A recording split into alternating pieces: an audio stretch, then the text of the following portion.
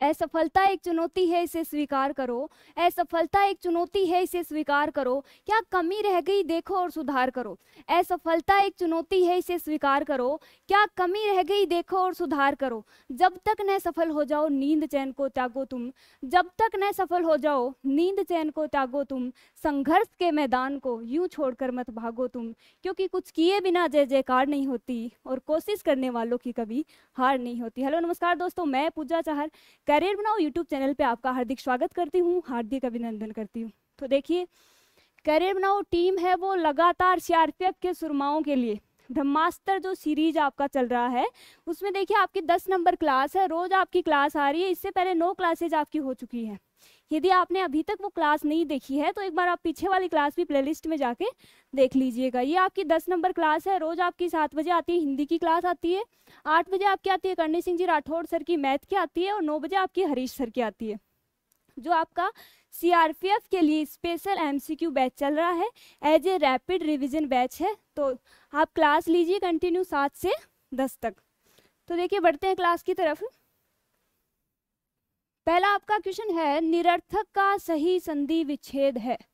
निरर्थक शब्द है, उसका सही संधि विच्छेद क्या है। देखिए पहला क्वेश्चन आपका संधि से है। देखिए मैंने पहले भी बताया आपको, सीआरपीएफ में 25 नंबर की हिंदी आती है, यानी कि हिंदी को आप हल्के में नहीं ले सकते। ये एक ऐसा सब्जेक्ट है जो आपका स्कोर है वो अच्छा कर सकता है। यदि कोई दूसरा सब्जेक्ट है वो आपका थोड़ा सा भी वीक है तो आप इसको अच्छे से करो। देखिए छोड़ना कोई भी सब्जेक्ट को नहीं है, हिंदी भी नहीं छोड़नी है, मैथ भी नहीं छोड़नी है, वैसे ही जीके और रीजनिंग भी आपको पढ़ना है। लेकिन यदि कोई एक सब्जेक्ट आपका थोड़ा सा वीक है तो दूसरा जो आपका अच्छा है उसको थोड़ा और अच्छा कीजिए। यदि हिंदी में आप 25 में से 25 नंबर लेके आते हो तो आपका जो स्कोर है वो इक्वल हो जाएगा, है ना। तो देखिए बढ़ते क्वेश्चन की तरफ। निरर्थक का सही संधि विच्छेद है। बात करते हैं निरर्थक शब्द की। मैंने आपको पहले बताया था, कोई शब्द है उसमें यदि संधि पूछता है एग्जामिनर आपको तो क्या करोगे, पहले उस शब्द को बोल के देखोगे। क्या है, निरर्थक शब्द यदि अपन बोलते हैं तो उसमें अर्थक है वो मूल शब्द निकलता है। तो मूल शब्द है वो कहाँ लिखेंगे अपन, प्लस के बाद में लिखेंगे। अब जो बचता है वो प्लस से पहले लिख देते हैं।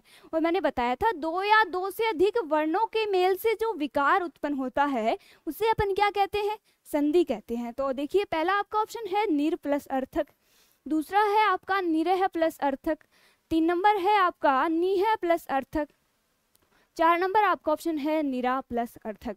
अब देखिए पहला आपका ऑप्शन है, इसमें मूल शब्द की बात करें, एक एक ऑप्शन काटते हैं। तो देखिए इसमें मूल शब्द है वो अर्थक है। देखो चारों जो ऑप्शन है उनमें मूल शब्द है वो बिल्कुल आपका सही है, यानी कि अर्थक है। तो इससे अपन आइडिया नहीं लगा सकते कि कौन सा आपका सही है। अब देखिए प्लस से पहले है उनकी बात करें तो संधि है, देखिए निर है वो उपसर्ग होता है। फिर इसमें गलती क्या है, इसमें हलंत नहीं लगाया तो ऑप्शन नंबर ए है वो आपका गलत हो जाएगा। दूसरा है आपका निरह प्लस अर्थक। अब देखिए अर्थक यहाँ से निकाल लिया तो रे क्या हो गया, आधा हो गया। तो इसमें तो देखिए रे भी है और साथ में विसर्ग भी है, यानी कि ऑप्शन नंबर 2 भी आपका गलत हो गया। बात करते हैं तीसरे ऑप्शन की। अब देखिए अर्थक आपने निकाला, बचा क्या, निरह है। यदि उपसर्ग की बात करें तो वो निर हो जाएगा, और यदि संधि की बात करते हैं तो नी है, यानी कि नी है प्लस अर्थक बराबर निरर्थक। अब बात करते हैं संधि की, इसमें कौन सी संधि है, तो विसर्ग है, यानी कि नी है।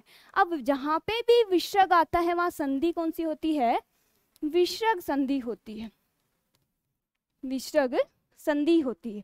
यानी कि स्वर के स्थान पे परिवर्तन हुआ तो स्वर संधि, यदि विसर्ग के स्थान पे परिवर्तन होता है तो विसर्ग संधि, और यदि व्यंजन के स्थान पे परिवर्तन होता है तो व्यंजन संधि। तो यहाँ पे विसर्ग के स्थान पे परिवर्तन हो रहा है तो संधि का नाम क्या आ जाएगा, विसर्ग संधि। तो ऑप्शन नंबर 3 है वो आपका बिल्कुल सही है। अगला क्वेश्चन है, निश्चल का सही संधि विच्छेद है। निश्चल जो शब्द है, देखिए आपके वोकैब से और ग्रामर से दोनों से बराबर बराबर क्वेश्चन आते हैं। तो यहाँ पे देखिए संधि का ये दूसरा क्वेश्चन है, निश्चल का सही संधि विच्छेद है। निश्चल का सही संधि विच्छेद है। पहला आपका ऑप्शन है नीह प्लस चल, दूसरा है आपका निस प्लस चले, तीसरा है आपका निश प्लस चल, और 4 नंबर ऑप्शन है आपका नीह प्लस चल। आंसर कीजिए फटाफट। संधि का मैंने बहुत अच्छे से आपको बेसिक पहले भी बता दिया है, हर आपका जो लेक्चर होता है उसमें मैं संधि के बारे में कुछ ना कुछ आपको बता रही हूँ। तो इसका आंसर कीजिए आप फटाफट। निश्चल का सही संधि विच्छेद है। देखिए निश्चल के सही संधि विच्छेद की बात करें तो से का यहाँ पे देखिए पहली बात सबसे पहले मूल शब्द ढूंढिए। मूल शब्द क्या है? चल। अब देखिए से का यहाँ पे विसर्ग हो जाएगा, यानी कि नी है प्लस चल। अब इनमें देखिए, इनमें तो देखिए आपके मूल शब्द है वो अलग आ रहे हैं, यानी कि 2 नंबर ऑप्शन तो आपका इस आधार पे कट जाएगा कि इसमें मूल शब्द है वो क्या है, गलत है। तो ऑप्शन नंबर 2 आपका गलत हो जाएगा। अब बात करते हैं फर्स्ट की, थर्ड की और फोर्थ की। उनमें मूल शब्द है वो तो सही है। देखिए यदि मूल शब्द सही होता है तो प्लस से पहले वाले वर्ड पे अपन जाएंगे, ठीक है। तो देखिए पहला है नी है प्लस चल। अब देखिए निश्चल शब्द है उसमें नी की मात्रा छोटी है, तो देखिए परिवर्तन नहीं करना है, ना तो मात्रा में करना है और ना ही शब्द में करना है। तो देखिए नी है तो मतलब मात्रा बड़ी आ गई ई की, तो ये ऑप्शन भी आपका कट गया। 2 ऑप्शन है वो आपके कट गए हैं बच्चे, 2 ऑप्शन। देखिए इसमें भी चल है और इसमें भी चल है। अब क्या ढूंढेंगे? निश, यानी कि इसमें से है वो आधा था, अब देखिए पूरा कहाँ से लेके आए, तो ये भी गलत हो गया बच्चा आपका 4 नंबर ऑप्शन। यदि आपको आंसर नहीं भी आ रहा था तो आपने 3 ऑप्शन काट दिए बच्चा 4 नंबर, तो सही कौन सा होगा? ऑप्शन नंबर 4 है वो आपका सही होगा। इसमें संधि कौन सी होगी? विसर्ग संधि। क्यों? क्योंकि विसर्ग के स्थान पे परिवर्तन हो रहा है। अगला क्वेश्चन है स्वागत में प्रयुक्त संधि का नाम बताइए। स्वागत जो शब्द है उसमें प्रयुक्त संधि का नाम बताइए। पहला आपका ऑप्शन है व्यंजन संधि, दूसरा है आपका यण संधि, तीसरा है आपका दृढ़ संधि और 4 नंबर है आपका वृद्धि संधि। आंसर कीजिए। स्वागत में प्रयुक्त संधि का क्या नाम है? देखिए बात करते हैं स्वागत शब्द की। स्वागत जो शब्द है पहले बोलिए, उसमें फिर मूल शब्द निकालिए। मूल शब्द आपकी ध्वनि आ रही है आगत की, और प्लस से पहले क्या बचता है? सु बचता है, वो एज इट इज लिख देंगे। टूट रहा कहाँ से है? वैसे टूट रहा है। तो देखिए सु प्लस आगत बराबर स्वागत। संधि की बात करें तो देखिए समान स्वर यदि मिलते हैं तो दीर्घ संधि होती है। यदि कोई शब्द है वो य व और रै से टूटता है तो यण संधि है। यदि शब्दों में वृद्धि होती है तो वहां वृद्धि संधि है। और यदि कोई शब्द है वो अय आय अब और आव से टूटता है तो वहां पे अयादि संधि होती है। तो ये शब्द है स्वागत जो शब्द है वो वै से टूट रहा है, यानी कि कोई शब्द है वो य व और रै से टूटता है तो वहां संधि कौन सी होगी? यण संधि होगी। और स्वागत शब्द वै से टूट रहा है तो बताइए संधि कौन सी हो जाएगी? यण संधि, यानी कि ऑप्शन नंबर 2 है वो आपका बिल्कुल सही। अगला है निम्नलिखित शब्दों में से किसमें स्वर संधि है? किसमें स्वर संधि है? ये क्वेश्चन भी आपका संधि का है। आंसर कीजिए फटाफट। पहला आपका ऑप्शन है अतएव, दूसरा है आपका रजनीश, तीसरा है आपका तपोगुण, 4 नंबर आपका ऑप्शन है सदाचार। आंसर कीजिए निम्नलिखित शब्दों में से किसमें स्वर संधि है? पहला है अतएव, दूसरा है रजनीश, तीसरा है तपोगुण और 4 नंबर है आपका सदाचार। देखिए अतएव की बात करें तो अतएव का संधि विच्छेद होगा अतः प्लस एव। बात करें संधि की तो देखिए उपसर्ग के स्थान पे परिवर्तन हो रहा है, यानी कि इसमें हो जाएगा आपका विसर्ग के स्थान पे परिवर्तन हो रहा है, यानी संधि हो जाएगी आपकी विसर्ग संधि। दूसरा है आपका रजनी शब्द। रजनी शब्द के संधि विच्छेद की बात करें तो रजनी प्लस ईस हो जाएगा। देखिए संधि विच्छेद की बात करते हैं रजनी प्लस ईस। अब देखिए ई प्लस ई मिल रहा है, यानी कि समान शब्दों का जहां पे मेल होता है वहां दीर्घ संधि होती है। ठीक है। अगला ऑप्शन है तपोगुण। तपोगुण शब्द की बात करें तो संधि विच्छेद होगा तप है प्लस गुण। इसमें विसर्ग के स्थान पे परिवर्तन हो रहा है, मतलब विसर्ग संधि हो जाएगी। नेक्स्ट है आपका सदाचार। सदाचार शब्द की बात करें तो इसमें मूल शब्द है आपका आचार और प्लस से पहले बच्चा वो लिख देंगे क्या? सत प्लस आचार। इसमें किसके स्थान पे परिवर्तन हुआ है? व्यंजन के स्थान पर, क्योंकि तय क्या है आपका? व्यंजन है, तो संधि व्यंजन संधि। तो देखिए क्या पूछा है? स्वर संधि कौन से ऑप्शन में? तो रजनीश जो शब्द है उसमें आपकी क्या है? स्वर संधि है, क्योंकि रजनी प्लस ईस यानी कि ई प्लस ई मिलके क्या बनता है? बड़ा ई बनता है, और समान स्वरों के मेल वाली संधि कौन सी होती है?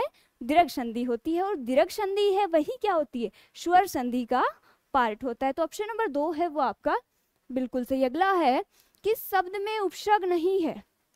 किस शब्द में उपसर्ग नहीं है? देखिए सबसे पहले तो आपको क्वेश्चन को है वो बड़ा ही सतर्कता से पढ़ना है कि इसमें पूछ क्या रहा है। क्या पूछा है इसमें? उपसर्ग नहीं है। कई बार अपन सीधा ऐसे ऊपर ऊपर से क्वेश्चन पढ़ लेते हैं और ये सीधा सीधा टिक कर देते हैं कि कौन से में उपसर्ग है, और पहले ऑप्शन पे क्या कर देते हैं? टिक कर देते हैं, वो आपका गलत हो जाता है। तो सबसे पहले तो आपको क्वेश्चन है वो ढंग से पढ़ना है, फिर एक एक ऑप्शन पे जाना है, ठीक है। तो देखिए उपसर्ग नहीं है पूछा है। पहला आपका ऑप्शन है अपवाद, दूसरा है आपका पराजय, तीसरा है आपका प्रभाव, और 4 नंबर आपका ऑप्शन है ओढ़ना। आंसर कीजिए फटाफट, किस शब्द में उपसर्ग नहीं है? देखिए पहले शब्द की बात करें तो पहले में है आपका अप प्लस वाद, दूसरा है आपका पराजय, तो पराजय शब्द में परा प्लस जय, तीसरा है आपका प्रभाव, प्रभाव में उपसर्ग है आपका प्र प्लस भाव, और अगला है ओढ़ना शब्द जो क्या है? रूढ़ है, यानी कि ओढ़ना जो शब्द है उसमें कोई भी उपसर्ग नहीं होता। उपसर्ग क्या होते हैं? वे शब्दांश जो किसी मूल शब्द के पूर्व में जुड़ के उसके अर्थ में परिवर्तन कर देते हैं, उसे क्या कहते हैं अपन? उपसर्ग कहते हैं। तो देखिए ओढ़ना जो शब्द है वो क्या है? रूढ़ है। बाकी अपवाद में है वो अपउपसर्ग है, पराजय में आपका परा, और प्रभाव में आपका पर उपसर्ग है। ऑप्शन नंबर 4 है वो आपका बिल्कुल सही। अगला है, संस्कार शब्द में किस उपसर्ग का प्रयोग हुआ है? संस्कार शब्द में किस उपसर्ग का प्रयोग हुआ है? पहला आपका ऑप्शन है सम, दूसरा है आपका सन, तीसरा है आपका सम्स, और 4 नंबर है आपका संस। आंसर कीजिए फटाफट, संस्कार शब्द में किस उपसर्ग का प्रयोग हुआ है? तो देखिए संस्कार शब्द की बात करते हैं, पहला आपका ऑप्शन है सम। अब देखिए संस्कार में सम प्लस कार, उपसर्ग की बात करें तो सम हो जाएगा। बाकी ऑप्शन देखिए सन। अब देखिए सन यदि अपन निकालते हैं इससे तो बचा क्या? सकार। सकार कोई मूल शब्द नहीं होता है, तो ये वैसे गलत हो गया। दूसरा है आपका सम्स। अब देखिए सम्स नहीं है, संस्कार में संस्कार यानी कि न की ध्वनि आ रही है, ना कि मैं की ध्वनि, तो ऑप्शन नंबर 3 भी आपका गलत हो गया। अब देखिए अगला है संस, तो संस यदि निकाल देंगे तो बचेगा आपका कार। कार कोई शब्द नहीं होता है, तो ऑप्शन नंबर ए है वो आपका बिल्कुल सही है। संस्कार शब्द में सम आपका उपसर्ग है। चलिए अगला है, कनिष्ठ शब्द में प्रयुक्त प्रत्यय है।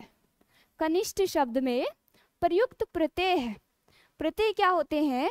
ऐसे वे शब्दांश जो किसी शब्द के अंत में जुड़ के उसके अर्थ में परिवर्तन कर देते हैं। देखिए कल अपन ने क्वेश्चन किए थे, कई बार क्या होता है डेफिनेशन से भी आपका क्वेश्चन सीधा आ जाता है। देखिए जैसे संधि की होती है, 2 वर्णों के मेल से जो विकार उत्पन्न होता है उसे संधि कहते हैं। जहाँ पे 2 पदों का मेल होता है उसे समास कहते हैं। और ऐसे शब्दांश जो किसी शब्द के पूर्व में जुड़ के उसके अर्थ में परिवर्तन कर देते हैं उसे उपसर्ग कहते हैं। और ऐसे शब्दांश जो किसी शब्द के अंत में जुड़ के उसके अर्थ में परिवर्तन कर देते हैं उसे क्या कहते हैं? प्रत्यय कहते हैं। तो यहाँ पे पूछा क्या है आपको? प्रत्यय पूछा है। कनिष्ठ शब्द में प्रत्यय है, तो पहला आपका ऑप्शन है इष्ट, दूसरा है आपका इष्ट, तीसरा है स्ठ, और 4 नंबर है आपका स्ट। आंसर कीजिए। कनिष्ठ में देखिए आपका ऑप्शन हो जाएगा, प्रत्यय हो जाएगा इष्ट। ऑप्शन नंबर 1 है वो आपका बिल्कुल सही। अगला है, समास का शाब्दिक अर्थ होता है। समास का शाब्दिक अर्थ होता है। देखिए सामान्य परिचय से भी कई बार, जैसे टॉपिक का जो सामान्य परिचय होता है, जैसे समास है, संधि है, उसका संधि विग्रह पूछ लिया, या फिर उसका शाब्दिक अर्थ पूछ लिया, या फिर उसकी परिभाषा पूछ ली, या फिर उसका विलोम पूछ लिया। ये जो सामान्य परिचय होता है वो तो आपको सारे टॉपिक का पता होना चाहिए। तो देखिए समास का शाब्दिक अर्थ है, पहला आपका ऑप्शन है संक्षेप, दूसरा है आपका विस्तार, तीसरा है आपका विग्रह, और 4 नंबर है आपका विच्छेद। देखिए समास, समास शब्द की बात करें तो 2 शब्दों से मिलकर बना होता है, सम प्लस आस, जिसमें सम का अर्थ होता है पास और आस का अर्थ होता है बैठना, यानी कि पास बैठना। बात करें इसके शाब्दिक अर्थ की तो समास का शाब्दिक अर्थ होता है संक्षेप या फिर संक्षिप्तीकरण। संक्षेप या संक्षिप्तीकरण, बात करें समास के विलोम की, तो समास का आपका विलोम होता है व्यास। ठीक है, समास का विलोम होता है व्यास। यहाँ क्या पूछा आपको, समास का शाब्दिक अर्थ पूछा है। तो देखिए समास का शाब्दिक अर्थ होगा संक्षेप। अब विग्रह, समास का जो विलोम होता है वो तो व्यास होता है, और संधि का जो विलोम होता है वो क्या होता है, देखिए संधि का आपका विलोम होता है वो क्या होता है, विग्रह होता है। ये ध्यान रखना है। आप कई बार क्या करके आते हो, संधि का जो विलोम है वो विच्छेद करके आते हो। ध्यान रखना है, संधि का विलोम है वो विच्छेद न होके विग्रह होता है, तो ध्यान रखना है इनको भी। ऑप्शन नंबर 1 है वो आपका बिल्कुल राइट है। अगला क्वेश्चन है, विशेषण और विशेष्य के योग से कौन सा समास बनता है। विशेषण और विशेष्य के योग से कौन सा समास बनता है। पद की प्रधानता के आधार पर अपने समास की संख्या होती है 4, और यदि हिंदी जगत की बात करें तो हिंदी जगत में समास की आपकी संख्या होती है 6। तो आपका पहला आपका ऑप्शन है द्विगु, दूसरा है द्वंद्व, तीसरा है कर्मधारय, और 4 नंबर है आपका तत्पुरुष। आंसर कीजिए, विशेषण विशेष्य वाला समास कौन सा है। तो देखिए मैंने आपको पहले भी बताया था, विशेषण विशेष्य और उपमेय उपमान वाला समास आपका कौन सा होता है। देखिए ऐसे सीधे क्वेश्चन आते हैं। तो देखिए विशेषण विशेष्य वाला आपका समास हो जाएगा कर्मधारय समास। कर्मधारय और द्विगु जो समास है ये दोनों, इनको अलग से न मान के तत्पुरुष के ही विभेद माने जाते हैं। क्या, तत्पुरुष के ही विभेद माने जाते हैं। तो विशेषण विशेष्य के योग से बना समास कर्मधारय हो जाएगा। अगला है, देश प्रेम में कौन सा समास है।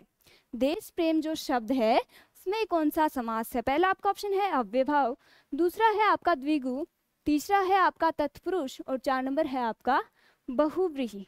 तो देश प्रेम शब्द में कारकीय विभक्तियों का यूज होने के कारण इसमें आपका तत्पुरुष समास है, क्योंकि तत्पुरुष समास को कारकीय समास के नाम से भी जाना जाता है। तो ऑप्शन नंबर 3 है वो आपका बिल्कुल सही है। अगला है, युधिष्ठिर में कौन सा समास है। युधिष्ठिर जो शब्द है उसमें कौन सा समास है। युधिष्ठिर शब्द को कई बार वर्तनी की दृष्टि से शुद्धि अशुद्धि में भी पूछ लेते हैं, तो ध्यान रखना है। युधिष्ठिर शब्द का समास विग्रह होता है युद्ध में स्थिर रहने वाला। युद्ध में स्थिर रहने वाला, और में विभक्ति का यूज होने के कारण ये कौन सा हो जाएगा, अधिकरण तत्पुरुष समास हो जाएगा। तो देखिए पहला आपका ऑप्शन है तत्पुरुष, दूसरा है आपका बहुव्रीहि, तीसरा है अल्लुक, और 4 नंबर है आपका कर्मधारय। तो देखिए युद्ध में स्थिर रहने वाला में विभक्ति के कारण इसमें तत्पुरुष समास हो जाएगा। ऑप्शन नंबर ए है वो आपका बिल्कुल राइट है। अगला है, बुढ़ापा भी एक प्रकार का अभिशाप है। इस वाक्य में बुढ़ापा शब्द की संज्ञा बताइए। बुढ़ापा शब्द की संज्ञा बताइए। पहला आपका ऑप्शन है जातिवाचक संज्ञा, दूसरा है आपका व्यक्तिवाचक संज्ञा, तीसरा है आपका भाववाचक संज्ञा, और 4 नंबर है आपका इनमें से कोई नहीं। तो बुढ़ापा जो शब्द है उसमें बूढ़ा प्लस आपा, आपा प्रत्यय जुड़ने से बूढ़ा जो शब्द है वो क्या हो जाएगा, भाववाचक संज्ञा बन जाएगी। यानी कि बुढ़ापा शब्द में आपकी कौन सी संज्ञा है, भाववाचक संज्ञा है। ऑप्शन नंबर 3 है वो आपका बिल्कुल सही। अगला है, आंसू का बहुवचन क्या होगा। आंसू जो शब्द है उसका बहुवचन क्या होगा। तो देखिए पहला आपका ऑप्शन है आंसू, दूसरा है आंसुए, तीसरा है आंसुओं, और 4 नंबर है इनमें से कोई नहीं। तो देखिए आंसू शब्द है उसका बहुवचन आपका होगा आंसुओं, ये ध्यान रखना है आंसुओं। कल मैंने एक और वर्ड बताया था आपको, देखिए प्राण जो शब्द है देखने में एक वचन लगता है, लेकिन ये कई बार आपके एग्जाम में पूछा हुआ है, प्राण शब्द है वो क्या है, बहुवचन। ध्यान रखना इसको, प्राण जो शब्द है वो आपका क्या है, बहुवचन है। तो ऑप्शन नंबर 3 है वो आपका बिल्कुल राइट है। अगला है, पृथ्वी का पर्यायवाची शब्द है। पहला आपका ऑप्शन है रत्नगर्भा, दूसरा है हिरण्यगर्भा, तीसरा है वसुमती, और 4 नंबर है आपका स्वर्णमयी। आंसर कीजिए, पृथ्वी का पर्यायवाची शब्द है। तो देखिए पृथ्वी का पर्यायवाची होता है, एक तो होता है रत्नगर्भा, रत्नगर्भा जैसे धरा हो गया, भूमि हो गया, धरती हो गया, ठीक है, भूमि हो गया, धरती हो गया। तो देखिए ऑप्शन नंबर 1 है वो आपका बिल्कुल राइट है, यानी कि पृथ्वी का पर्यायवाची शब्द हो जाएगा आपका रत्नगर्भा। अगला है, मृगेंद्र का पर्यायवाची शब्द है। ये सारे क्वेश्चन आपके वोकैब से लिए गए हैं, क्योंकि आपके एग्जाम में वोकैब का और ग्रामर का दोनों का सेम वेटेज रहता है। आधे क्वेश्चन आपके ग्रामर के आते हैं, आधे आपके वोकैब के आते हैं। तो देखिए मृगेंद्र का पर्यायवाची शब्द है, पहला आपका ऑप्शन है शार्दुल, दूसरा है अही, तीसरा है आपका हिरण और 4 नंबर है आपका कुरंग। तो देखिए मृगेंद्र का पर्यायवाची होता है शार्दुल, ऑप्शन नंबर 1 है वो आपका बिल्कुल राइट है। अगला है स्थावर का विलोम शब्द है, स्थावर जो शब्द है उसका विलोम शब्द है, पहला आपका ऑप्शन है सचल, दूसरा है आपका चंचल, तीसरा है चेतन और 4 नंबर है आपका जंगम। देखिए बात करते हैं स्थावर शब्द की, स्थावर का आपका विलोम होता है जंगम। इसके अलावा और बात करें, एक होता है आपका अथय, अथय का आपका विलोम होता है इति, एक होता है आपका अज्ञ, अज्ञ का विलोम होता है विज्ञ, एक होता है आपका अभिज्ञ, अभिज्ञ का विलोम आपका होता है अनभिज्ञ, ठीक है। एक होता है आपका उन्मुख, एक होता है आपका उन्मुख, उन्मुख का आपका विलोम होता है विमुख। एक देखिए एक बहुत अच्छा शब्द है, ये वर्तनी की दृष्टि से भी कई बार पूछा जाता है, शुद्धि अशुद्धि में। एक होता है देखिए आपका आविर्भाव, क्या होता है आविर्भाव, आविर्भाव का विलोम क्या होता है आपका तिरोभाव, ये भी ध्यान रखना है। तो ये जो वर्ड मैं लिख रही हूँ अलग से, ये सारे हैं वो आपके प्रीवियस ईयर एग्जाम्स के पेपर हैं उनसे उठाए गए हैं। देखिए स्थावर का जंगम होता है, अथय का इति, अज्ञ का विज्ञ होता है और अभिज्ञ का अनभिज्ञ होता है, उन्मुख का आपका विमुख होता है, आविर्भाव का आपका तिरोभाव है। और इसके अलावा देखिए उत्थान का आपका होता है पतन, उत्थान का होता है आपका पतन, यथार्थ का आपका होता है आदर्श, यथार्थ का होता है आदर्श।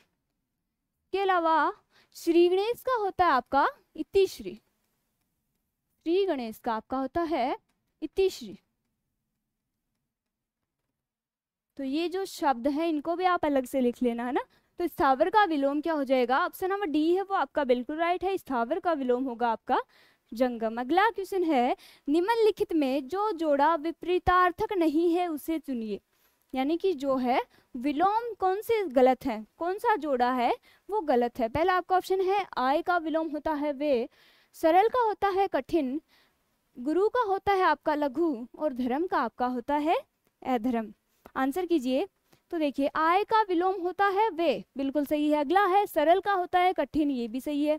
गुरु का होता है लघु, ये भी आपका सही है। तो देखिए धर्म है उसका विलोम अधम न होके क्या होता है अधर्म होता है, ये ध्यान रखना है। तो ऑप्शन नंबर 4 है वो आपका गलत हो जाएगा। देखिए थोड़ी सी बात करते हैं विराम चिन्ह वाले टॉपिक की। विराम चिन्ह में देखिए कल आपका क्वेश्चन आया था, इस यहाँ से सीधे क्वेश्चन उठते हैं, विराम चिन्ह दे के उसका नाम पूछ लेते हैं। तो देखिए ये कौन सा चिन्ह है आपका, कौन सा है, विस्मयादि बोधक चिन्ह, विस्मयादि बोधक चिन्ह। एक होता है देखिए ये जो चिन्ह है ये क्या होता है, लाघव होता है, क्या होता है लाघव होता है। एक होता है देखिए ये होता है हिंदी में विराम चिन्ह, ये क्या होता है आपका उद्धरण चिन्ह, क्या होता है उद्धरण चिन्ह, ठीक है। एक होता है ये देखिए ये आपका चिन्ह होता है, ये होता है आपका लोप चिन्ह, लोप चिन्ह या लोप चिन्ह बोलते हैं इसको। देखिए वाक्य होता है उसमें अपन ये लगाते हैं, इसको क्या बोलते हैं आप लोप चिन्ह बोलते हैं। एक होता है आपका देखिए ये, इसको क्या बोलेंगे आप अल्प विराम, क्या बोलेंगे अल्प विराम। एक देखिए एक ऊपर लगा होता है फिर इसके नीचे लगा होता है, ये क्या होता है आपका अर्ध विराम, क्या होता है अर्ध विराम। तो देखिए ये सारणी आपको अलग से याद रखनी है, यहाँ से सीधा सीधा क्वेश्चन आता है, विराम चिन्ह देके उसका नाम पूछ लेते हैं, तो ये भी ध्यान रखना है। क्वेश्चन क्या था अपना, विपरीतार्थक शब्द कौन सा नहीं है, तो धर्म है उसका अधम ना होके अधर्म होता है। होता है देखिए उत्तम का होता है अधम, उत्तम का विलोम क्या होता है अधम होता है, और धर्म का अधर्म होता है। तो अधम है वो धर्म का विलोम न होके उत्तम का विलोम होता है। अगला है विधानमंडल द्वारा पारित या स्वीकृत जो विधि है उसे अपन क्या कहते हैं, विधानमंडल द्वारा पारित या स्वीकृत विधि को क्या कहते हैं। पहला आपका ऑप्शन है अधिनियम, दूसरा है आपका नियम, तीसरा है आपका विनिमय और 4 नंबर है आपका अधिदेश अध्यादेश। तो विधानमंडल द्वारा जो पारित या स्वीकृत विधि होती है उसे अपन क्या कहेंगे अधिनियम। तो ऑप्शन नंबर 1 है वो आपका बिल्कुल सही। अगला है, जिसने देश के साथ विश्वासघात किया हो उसे क्या कहते हैं? वन वर्ड का क्वेश्चन है, वाक्यांश के लिए एक शब्द आपको बताना है। तो पहला आपका ऑप्शन है बागी, दूसरा है विश्वासघाती, तीसरा है आपका देशद्रोही और 4 नंबर आपका ऑप्शन है विद्रोही। आंसर कीजिए फटाफट। जिसने देश के साथ विश्वासघात किया हो उसे क्या बोलेंगे? देशद्रोही। ऑप्शन नंबर 3 है वो आपका बिल्कुल सही। अगला है, आयु में जो बड़ा होता है उसे क्या कहते हैं? आयु में बड़ा व्यक्ति होता है उसे वाक्यांश के लिए एक शब्द बताइए। पहला आपका ऑप्शन है कनिष्ठ, दूसरा है आपका वरिष्ठ, तीसरा है ज्येष्ठ और 4 नंबर है आपका पूजनीय। तो आयु में बड़े व्यक्ति को क्या कहते हैं? ज्येष्ठ। क्या कहते हैं? ज्येष्ठ। अब देखिए एक शब्द होता है आपका अग्रज, अग्रज का होता है आपका अनुज, अनुज होता है छोटा भाई। क्या होता है? छोटा भाई। अग्रज होता है आपका बड़ा भाई। बात करें अग्रजा, अग्रजा होती है आपकी बड़ी बहन और अनुजा होती है आपकी छोटी बहन। ठीक है, इनको भी ध्यान रखना थोड़ा सा। चलिए अगला है, इसमें देखिए ऑप्शन नंबर 3 है वो आपका बिल्कुल राइट है। अगला है 21 नंबर का क्वेश्चन है, जिजीविषा वन वर्ड है, जिजीविषा किसे कहा जाता है? तो पहला आपका ऑप्शन है जीवन से मुक्ति की इच्छा, दूसरा है जीवन की इच्छा, तीसरा है आपका जीविका कमाने की इच्छा, 4 नंबर है आपका किसी चीज को पाने की तीव्र उत्कंठा। तो देखिए जीवन जीने की इच्छा होती है उसे अपन क्या कहते हैं? जिजीविषा। ऑप्शन नंबर 2 है वो आपका बिल्कुल राइट है। अगला है, पलकों को गिराए बगैर वाक्यांश के लिए एक शब्द है। पहला आपका ऑप्शन है अपलक, दूसरा है आपका उन्मिलित, तीसरा है निमिलित और 4 नंबर आपका ऑप्शन है निर्निमेष। तो देखिए पलकों को गिराए बगैर यानी कि पलकों को झपकाए बगैर वाक्यांश के लिए एक शब्द होता है आपका निर्निमेष। ऑप्शन नंबर 4 है वो आपका बिल्कुल राइट है। अगला है, ताजमहल का अद्भुत नमूना है। क्या है?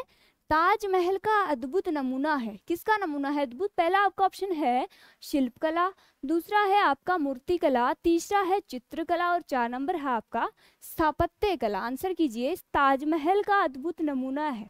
क्या है? ताजमहल है वो स्थापत्य कला का अद्भुत नमूना है। ऑप्शन नंबर 4 है वो आपका बिल्कुल राइट। अगला है, वैज्ञानिकों ने अब जीवों में रिक्त स्थान गुणों का समावेश करने की क्षमता प्राप्त कर ली है। पहला आपका ऑप्शन है आनुपातिक, दूसरा है आपका अनुश्राविक, तीसरा है आपका आनुषंगिक और 4 नंबर आपका ऑप्शन है आनुवंशिक। तो देखिए एक एक ऑप्शन को रखिए, देखिए वहां पे एक एक ऑप्शन उठाइए, उसको रिक्त स्थान पे रखिए। ऐसा एक क्वेश्चन 2 क्वेश्चन तो आपके फिक्स है आपके एग्जाम में।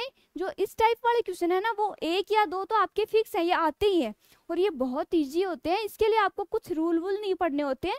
एक एक ऑप्शन को उठाओ, रिक्त स्थान पे रखो। यदि कोई वाक्य जम रहा है, यदि वो शब्द है वो रिक्त स्थान पे रखते हैं तो वो वाक्य यदि जम रहा है, सुंदर लग रहा है, सुंदर आपको नहीं लगना है, एग्जामिनर को लगना है। आपको तो कुछ भी सुंदर लग सकता है।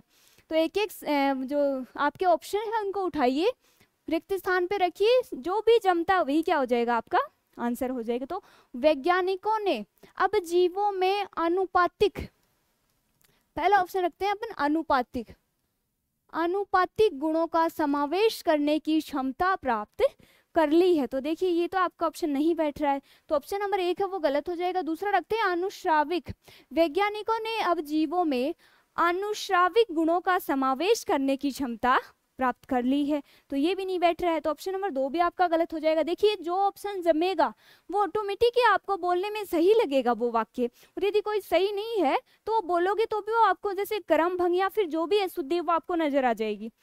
तो अगला है अनुषंगिक, ऑप्शन रखते हैं 3 नंबर, वैज्ञानिकों ने अब जीवों में अनुषंगिक गुणों का समावेश करने की क्षमता प्राप्त कर ली है। ये भी आपका नहीं जम रहा है, तो ऑप्शन नंबर 3 भी आपका गलत हो गया। आप देखिए 3 ऑप्शन कट गए, वही बात है, 4 नंबर बचा, वही लगाना आपको और वही आपका सही है। तो वैज्ञानिकों ने अब जीवों में आनुवंशिक गुणों की का समावेश करने की क्षमता प्राप्त कर ली है। ऑप्शन नंबर 4 है वो आपका बिल्कुल सही। अगला है, अपने जीवन के उद्देश्य की पूर्ति के लिए तुम्हें ब्लैंक्स परिश्रम करना पड़ेगा। वही रिक्त स्थान वाला क्वेश्चन है। पहला आपका ऑप्शन है अथा, दूसरा है आपका अक्षुण, तीसरा है अथक, 4 नंबर है आपका अपार। आंसर कीजिए फटाफट। एक एक ऑप्शन को आप रख के देखिए मन ही मन में। अपने जीवन के उद्देश्य की पूर्ति के लिए तुम्हें अथाह परिश्रम करना पड़ेगा, या फिर अपने जीवन के उद्देश्य की पूर्ति के लिए तुम्हें अक्षुण परिश्रम करना पड़ेगा, या फिर अपने जीवन के उद्देश्य की पूर्ति के लिए तुम्हें अथक परिश्रम करना पड़ेगा, या फिर अपने जीवन के उद्देश्य की पूर्ति के लिए तुम्हें अपार परिश्रम करना पड़ेगा। तो बताइए कौन सा अच्छा लग रहा है, कौन सा जम रहा है वर्ड। देखिए, अपने जीवन के उद्देश्य की पूर्ति के लिए तुम्हें अथक परिश्रम करना पड़ेगा, यानी कि ऑप्शन नंबर 3 है वो आपका बिल्कुल राइट है। इनके अलावा देखिए कुछ शब्द शुद्धि के शब्दों की बात करते हैं। देखिए, शब्द शुद्धि है वर्तनी की दृष्टि से जो शुद्ध अशुद्ध होते हैं वो आपके एग्जाम में कई बार पूछ लिए जाते हैं। देखिए, कुछ वर्डों की अपन बात करते हैं, रोज अपन थोड़े थोड़े वर्ड लिखते हैं। जैसे अभीष्ट शब्द की बात करें तो इसमें भी की मात्रा बड़ी आती है, ठह नहीं आता, क्या आता है, ठह आता है। इनके अलावा विशिष्ट शब्द है। इसके अलावा बात करें गरिष्ठ शब्द की तो देखिए, गरिष्ठ में री छोटी और ठह आता है। बात करें स्वादिष्ट शब्द की तो स्वादिष्ट में टह न आके ठह आता है। इसके अलावा देखिए पुनरावलोकन शब्द है, उसमें पुनरावलोकन नहीं होके क्या होता है, पुनरावलोकन होता है। ठीक है। इसके अलावा देखिए प्रतिनिधि शब्द में ती और नी और धी तीनों क्या आते हैं, छोटे आते हैं। इसके अलावा प्रोज्वल शब्द है, उसमें जय है वो डबल आते हैं। ठीक है। इसके अलावा देखिए प्रदर्शनी शब्द की बात करें तो प्रदर्शनी में प्रदर्शनी होता है ना कि प्रदर्शिनी। बात करें प्रियदर्शनी शब्द की तो प्रियदर्शनी शब्द में क्या होता है, सी की मात्रा लगती है। इसके अलावा देखिए, इनके अलावा त्योहार शब्द की बात करें तो इसमें एक मात्रा आती है। इसके अलावा बात करें मिष्टान शब्द की तो मिष्टान होता है ना कि मिष्ठान होता है। इसके अलावा अंतर्धान शब्द की बात करें तो अंतर्धान में रे की मात्रा ध के ऊपर लगती है। इसके अलावा बात करें शाप शब्द की तो श्राप नहीं होता है, शाप होता है। तो देखिए, मैंने कुछ वर्ड बताए हैं आपको अलग से, इनको अच्छे से ध्यान में रखना है, आपके एग्जाम में कई बार पूछे हुए हैं तो इनको आप अलग से लिख लेना। तो देखिए, ये आपके आज के हो गए हैं 25 क्वेश्चन, डेली के आपके 25 क्वेश्चन हो रहे हैं। ये आपकी 10 नंबर क्लास है। इससे पहले आपकी 9 क्लासें हो चुकी है। एक बार आपने यदि नहीं देखी है तो वो क्लासेज भी आप जाके देख लीजिए। करियर बनाओ टीम है वो लगातार आपके लिए मेहनत कर रही है, आपके सपनों को सच करने के लिए लगातार मेहनत कर रही है, जुटी हुई है। तो देखिए, रोज शाम 7 बजे जुड़िए मेरे साथ हिंदी के लिए। 8 बजे आपकी आती है करणी सिंह जी राठौर सर की, जो भी CRPF स्पेशल के लिए आती है। अब 9 बजे आपकी आती है हरीश सर की, जो स्टैटिक जीके की आती है। रोज वो लाइव आते हैं 9 बजे, तो उनके साथ भी जुड़िए। 9 या 9:15 के लमसम आती है, रोज उनकी क्लास लीजिए। डेली क्लास लो और अच्छे अच्छे जो क्वेश्चन है उनको अलग से लिख लो। तो ये आपकी क्लास होगी 10 नंबर। ठीक है। आज के लिए इतना ही, मिलते हैं नेक्स्ट वीडियो में। तब तक के लिए bye bye, take care, keep learning and keep exploring.